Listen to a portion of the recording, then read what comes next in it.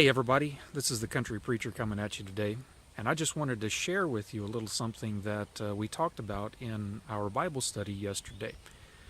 And I'll begin with a little illustration that I'm fond of using when I talk about learning to trust in Jesus. And it's an illustration about my kids when they were younger. You see, my wife and I would always take them swimming, and I would get in the pool and my kids would stand on the edge. And I would say, "Jump to me."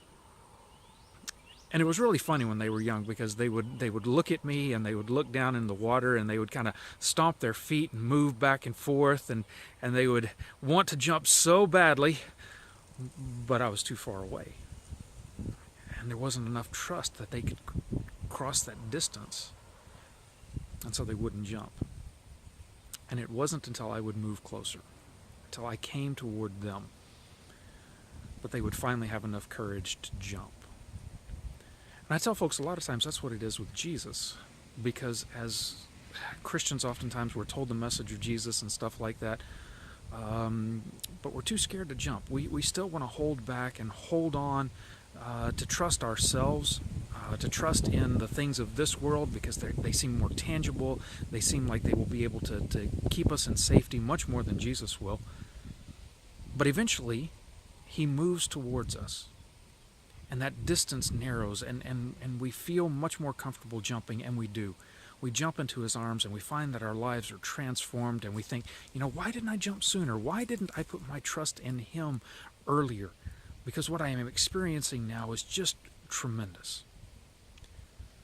Well, I was using this illustration in my Bible study, and one of my congregation members kind of said, well, that sounds all well and good, but what if somebody looks in the pool and they don't see anybody there? What if somebody looks down and all they see is water? They don't see Jesus there. And what if they never jump? Wouldn't that be a little unfair? Because God could potentially condemn them for not jumping into the pool when they didn't see anybody there. And I thought about what she asked. My brain went 90 miles an hour, and all of a sudden I said, wait a minute here, there's an answer to this question. And I said that out loud to the rest of the class. I said, there's an answer to this question, but you know what? I'm not going to answer it just now. What do y'all think? You think. And then I turned to the lady who asked this question. I said, push it harder. Push this question harder because I want to see where we go. And folks were really struggling with it, trying to figure it out, going, this, that, and the other. We sat there for a few minutes, and we weren't getting any closer. So I said, okay, wait a minute here. I'm going to give a hint. What is the role of the church? What is the church here for? People started chewing on that a little bit, and one gentleman said, well, it's to proclaim the word. Absolutely, it's to proclaim the word. Another person in the class said, well, it's to take care of people. And I said, yeah, it is to take care of people, but we can't just say take care of people, not just feed the hungry or not just give clothing to the naked, not just give drink to the thirsty. I mean, yes, we are supposed to do that, but we have an end goal in mind. We are here to proclaim the gospel. We are here to tell people about Jesus Christ. We're here to point down into the pool and say, look, there's somebody down there who will catch you, who will change your life, who will make you more at peace and bring you joy. And of course, the folks down there, if they're hungry, of course, they're not going to hear that. I mean, their stomach rumbling is going to drown out that noise, and so we've got to feed them. If they're cold and have no clothes, we've got to clothe them. If they are sick, we've got to care for them. And when we do that, we open up the door to engage with the gospel. We can't just feed them. We can't just clothe them. We just can't visit them and what have you. We have to also share the gospel. Both of those things have to walk hand in hand.